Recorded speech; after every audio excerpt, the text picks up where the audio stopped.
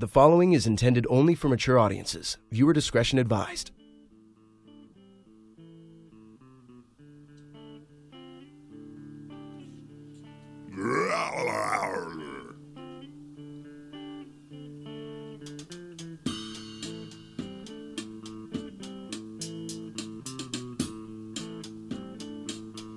Hello, welcome to the Fat Ugly Toad on YouTube.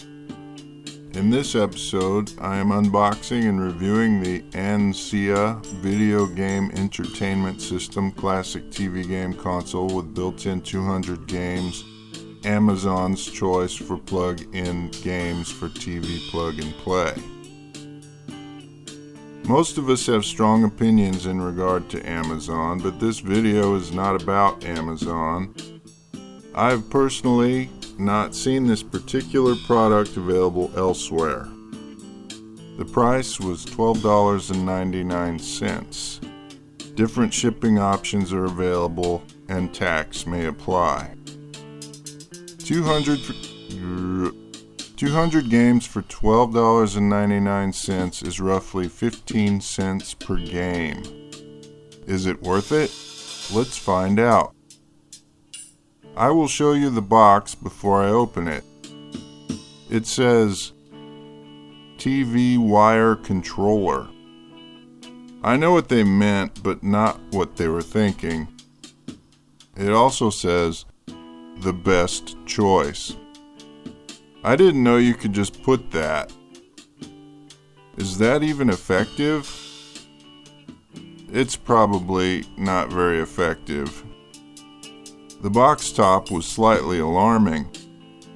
For use with plug-and-play console.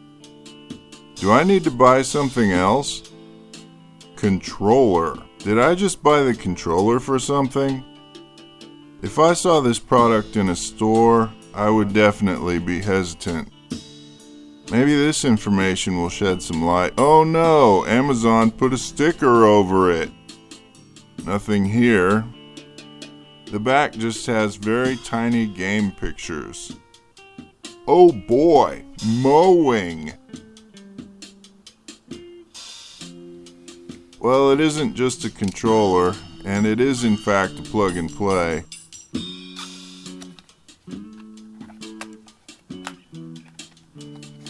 It's very efficiently packed in there. I'll never personally even attempt to store it like this in its original state, so I will be recycling the box. RCA output, mono sound. It's powered by USB and has no battery option. Convenient for me presently. Your circumstances might differ.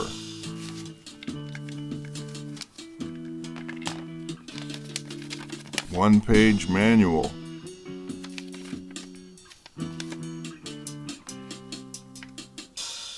The controls are pretty nice. 4 Phillips head screws hold it together. I won't be opening it up in this video. I won't be opening it up in this video, but I might in the near future. Pause here to read the one-page included manual. The controller is obviously modeled after the Famicom controller, and I like that. The buttons have been angled, but are not a diamond pattern. I like that too. The output worked perfectly on my older yet somewhat modern television. The newest TVs might require an RCA to HDMI converter box, and for old TVs you might need a USB brick that plugs into a wall outlet. The cord is 6 feet long, but it's partitioned, and the actual output cords are very short. I do appreciate the reinforcement at the partition point. You might have to get creative with a power strip depending on the television you plan to use. The cord doesn't seem to be reinforced at its exit point from the controller, however. If care is taken, the device should last anyway. But drunk friends or spastic children will likely put an end to this device right here, and I would recommend caution when considering buying a used one in the future, unless you enjoy soldering circuit boards. Otherwise, this controller is high quality. The overlay, however, is unfortunately a sticker. Here is what the controller might look like in a weightless environment if it was ever taken into space. The red action buttons are convex and audibly click slightly, but feel fine and respond normally. The three center buttons are rubber, feel nice, and seem to work well. The D-pad.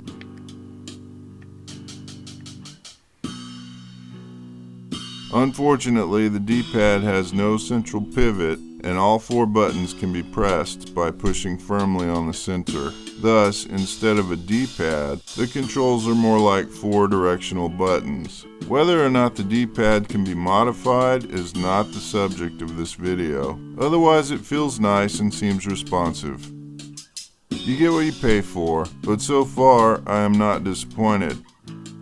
I shall now very briefly show you that the device works on my television before moving on to my video capture device. The first game is F-22. It's a respectable game. I personally first encountered it as a game called Navigator, and differences exist, but they are close to the same. Rapid fire, move and shoot, collect power-ups, and battle bosses. I enjoy playing Magic Joni and have a video featuring this game. The good news is they mapped the buttons correctly and Joni doesn't attack backwards like he does on my other plug-and-play. The bad news is I still stink at playing Magic Joni. No annoying song plays while the menu screen is displayed. Definitely a plus. Checkers. When something has 200 games, I honestly don't mind getting checkers, and I'll play a game of checkers now and then. Now on to the game list. This is just a quick look at every page of game titles. Pause at any time if you would like to. Plug and Play, Famiclone, and Famiclone cartridge enthusiasts will probably recognize a fair amount of these titles. But for most people, this will be a meaningless list. I recommend seeing them as alternate rock bands from the past that never made it to the MTV.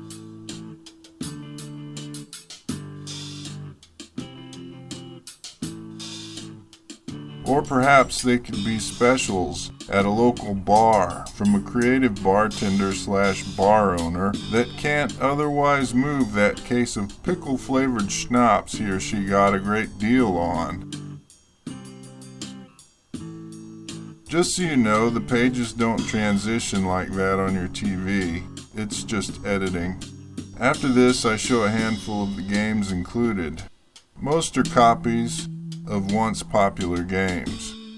Personally, I'm fine with that. They were good games and they have a fresh look. Perhaps not always for the better, but other times they look just as good, and now they're cheap. I know they are copies and imitations, and I don't care. Do you care?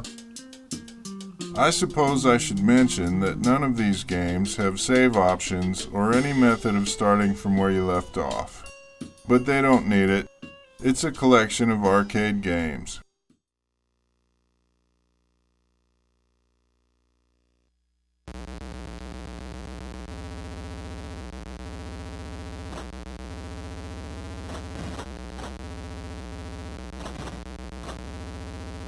I could do without that tank engine sound.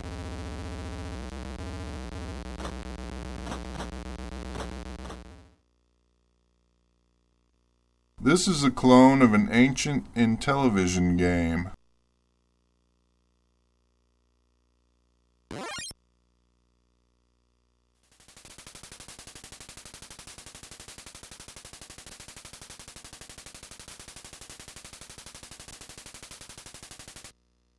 I guess my bicycle ran out of gas.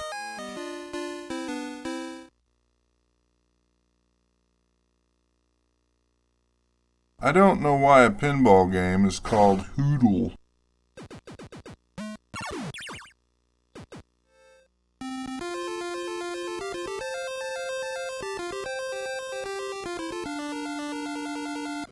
a clone of Defender 2 or Stargate.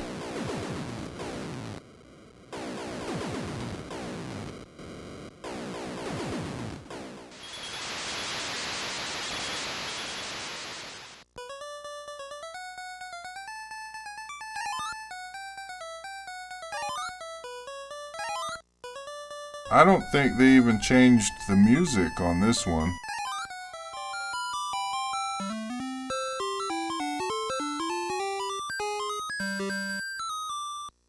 In this copy, you get to be a Ninja Turtle.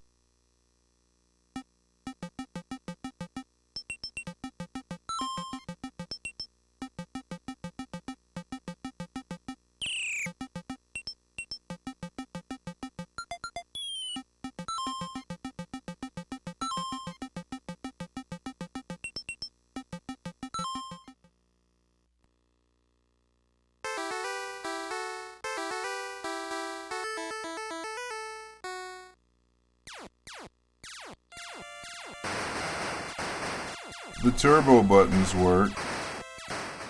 It has Free Cell. I don't know how to play Free Cell, but I know it's very popular. If you like Free Cell, you can play this one without being pummeled with ads. The Power Pool Girls are on here too.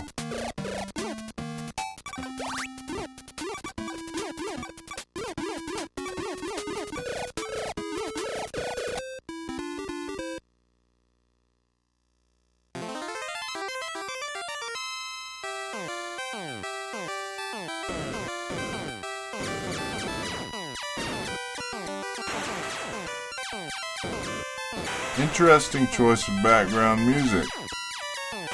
It's the Road Warrior meets the Keystone Cops.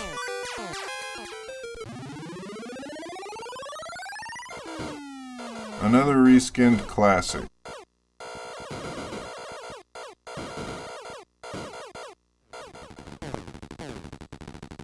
The controls work just fine, but I might open it up and poke around anyway. Not today, though. I honestly just started up a handful of random games from the list and got what you see. I feel like I've already gotten my money's worth. What do you think? Comments are welcome. Thanks for watching. Please like if you enjoyed this or found it helpful. I have more videos on my channel. Consider subscribing.